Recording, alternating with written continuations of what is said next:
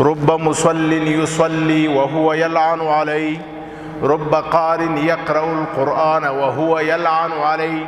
بسیار مردم نماز میخوانه، الله جل شانه بر او لعنت میکنه. بسیار مردم قرآن میخوانه، الله جل شانه بر او لعنت نازل میکنه، بر قاری قرآن. چرا؟ زیرا که اینمی قرآن بری الله نیست، اینمی نماز بری الله نیست. ومن احسن دینا ممن اسلم وجهه لله. تر هغه چا د چا عمل شایسته دی چې خپل عمل خالص او خالص د الله جل شانه د رضا لپاره وکړي. الله اکبر. الا لله الدین الخالص.